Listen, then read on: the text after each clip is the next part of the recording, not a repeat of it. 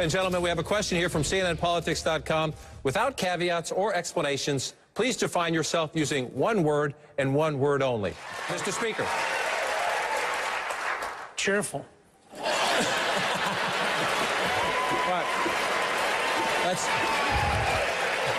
Well, when I was Speaker, as I'm sure he remembers, we balanced the budget for 4 consecutive years for the only time in his lifetime. So I think that's a good place to start with Gilbert's question.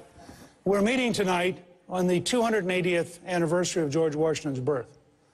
You go back and look at the Founding Fathers, they'd have had very clear messages.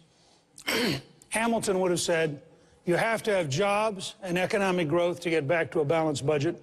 You're never going to balance the budget on the back of a highly unemployed country. And so I would be committed, first of all, to a program of jobs and economic growth. Second, the energy issue is enormous. The leading developer of North Dakota Oil estimated recently that if we would open up federal land and open up offshore, you would have 16 to 18 trillion, not billion, trillion dollars in royalties to the federal government in the next generation. An enormous flow which would drive down prices to $2.50 a gallon, would help us balance the budget, and would create millions of jobs. Finally, I agree generally with the need to reform government. I think that if we were prepared to repeal the 130-year-old civil service laws, go to a modern management system, we could save a minimum of $500 billion a year with a better system. And if we then applied the 10th Amendment, as Governor Rick Perry has agreed to head up a project on, I think we can return to the states an enormous share of the power that's currently in Washington, D.C. Congressman. Cheerful.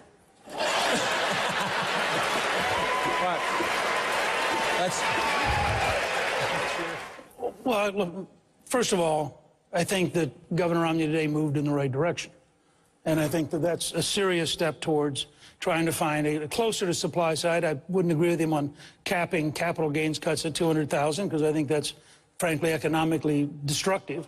And I don't believe in class warfare. And that's a number below Obama's class warfare number. So we can argue later about capital gains cuts. But I think there's a different question. Everybody talks about managing the current government. The current government is a disaster.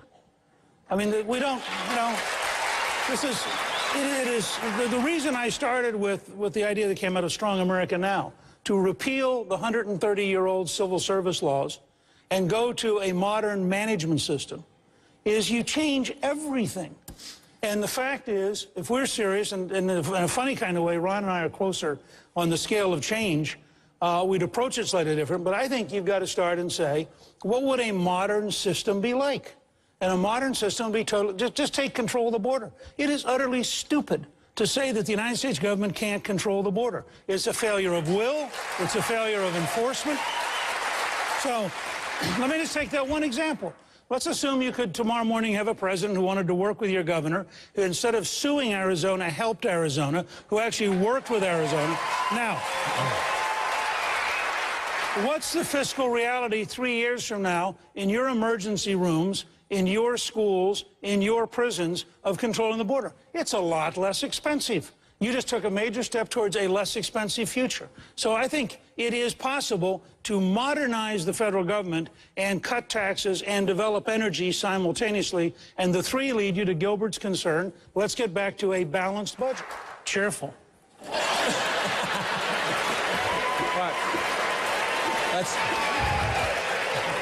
Well, look, let me just say flatly, all of you need to think about this, because this is one of those easy demagogic fights that gets you in a lot of trouble. If you have Barack Obama as president, and you have a Republican House, you may want the House imposing certain things on the president. Now, when I was Speaker, for example, and we had a liberal Democrat in the White House, I actually want to reinforce what the governor said. I helped the Atlanta Olympics get the support they needed from the U.S. government to be successful. I thought it was totally appropriate to help the Atlanta Olympics. And I actually went to your former governor and sat down with the people originally planning the Winter Olympics and said, look, this is what we did. This is what you need to do. I think it was totally appropriate for you to ask for what you got. I just think it's kind of silly for you to then turn around and run an ad attacking somebody else for getting what you got and then claiming what you got wasn't what they got because what you got was right and what they got was wrong. Cheerful. Right. It's a tough one. It's a tough one. It's a major American industry at a time of trouble. That's not a tough. It's not tough, you say. It's not tough. First of all, there's a huge amount of the American auto industry that was just fine. BMW in South Carolina was terrific.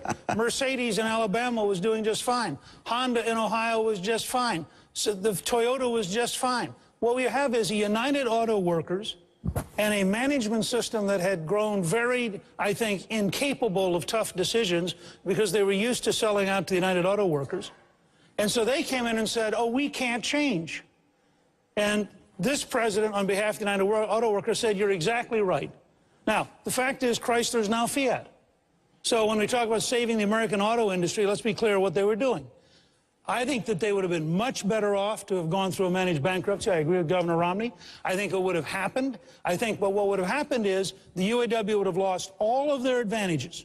And the result was what you had, I thought, was an unprecedented violation of 200 years of bankruptcy law by Barack Obama to pay off the UAW at the expense of every bondholder. So, cheerful.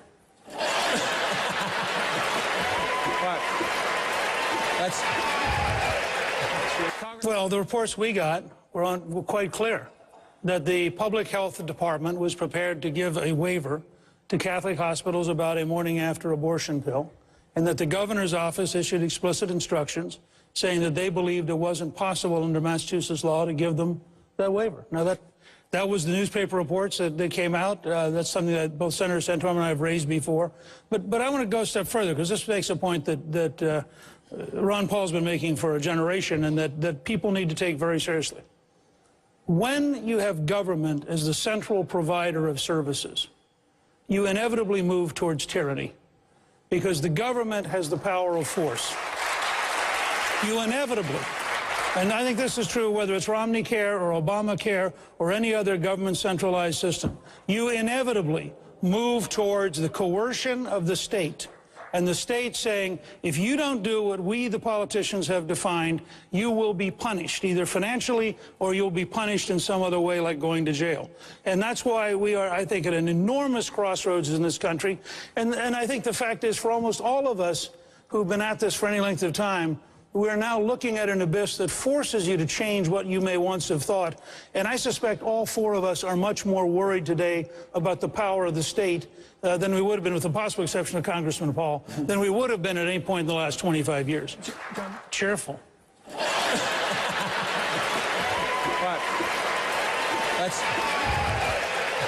The fence has been a point of contention in the race, and one of your high-profile supporters, a gentleman who's been up here during this campaign, Governor Rick Perry of Texas, is here tonight. And he said this: if you build a 30-foot wall from El Paso to Brownsville, the 35-foot ladder business gets really good. You signed a pledge to construct a double fence. Why is Governor Perry wrong? He's not wrong. They did have to have two 35-foot ladders because there's a double fence.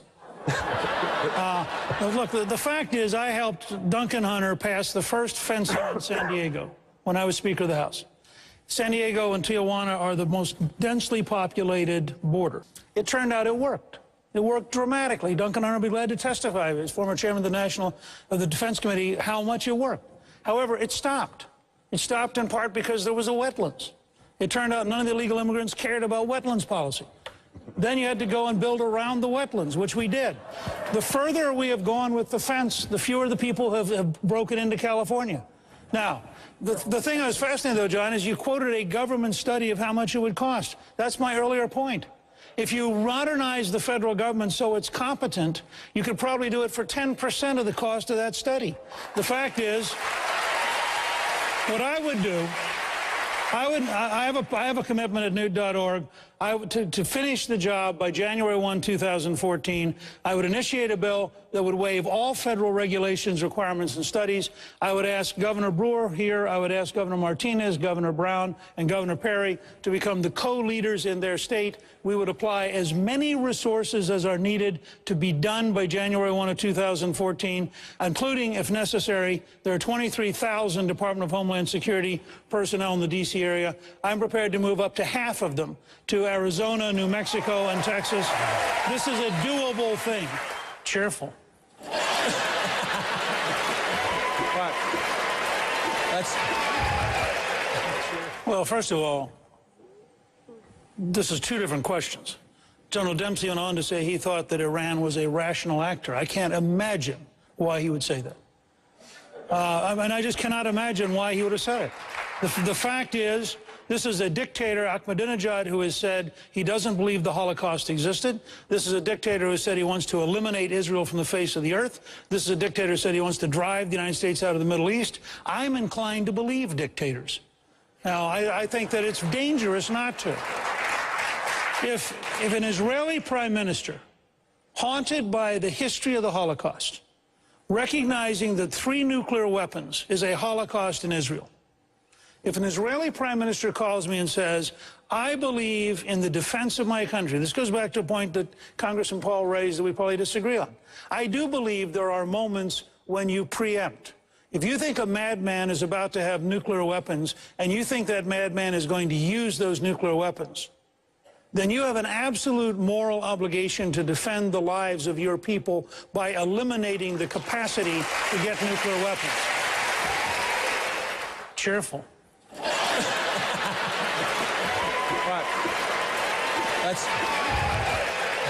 Syria. Mr. Speaker, then Governor Romney, if you were president today, what would you do differently from this president tomorrow? Well, look, the first thing I do across the board for the entire region is create a very dramatic American energy policy of opening up federal lands and opening up offshore drilling, replacing the EPA. The Iranians have been practicing closing the Straits of Hormuz, which has 1 out of every 5 barrels of oil in the world going through it. We have enough energy in the United States that we would be the largest producer of oil in the world by the end of this decade. We would be capable of saying to the Middle East, we frankly don't care what you do. The Chinese have a big problem because you ain't going to have any oil. But we would not have to be directly engaged. It's a very different question. But first of all, you got to set the stage, I think, here to not be afraid of what might happen in the region. Second, we clearly should have our allies, this is an old-fashioned word, we should have our allies covertly helping destroy the Assad regime. There are plenty of Arab-speaking groups that will be quite happy. There are lots of weapons available in the Middle East. And I agree with Senator Santorum's point. This is an administration which, as long as you're America's enemy, you're safe. You know, the only people you got to worry about is if you're an American ally. Cheerful.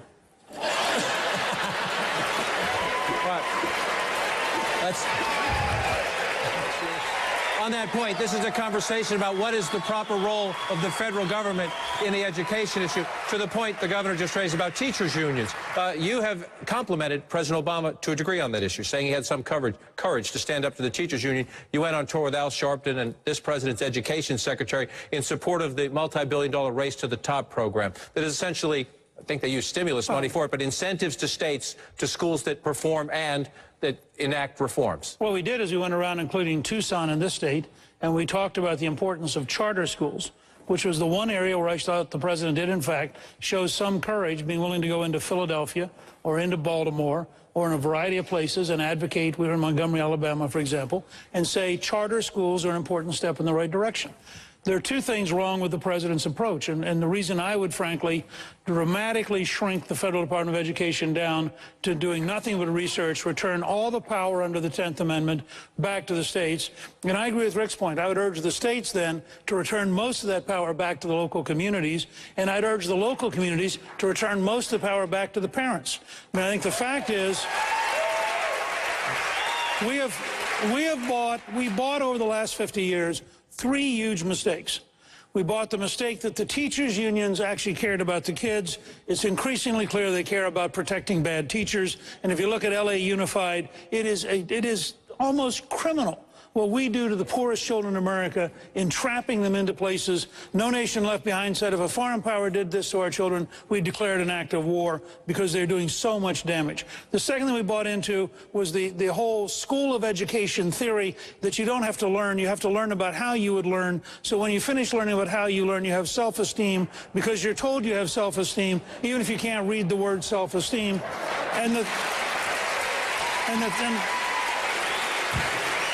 And the third thing we bought, which Rick alluded to, which is really important, we bought this notion that you could have Carnegie units and you could have state standards and you could have a curriculum everybody living. Every child is unique. Every teacher is unique. Teaching is a missionary vocation. When you bureaucratize it, you kill it. We need a fundamental rethinking from the ground up. Cheerful.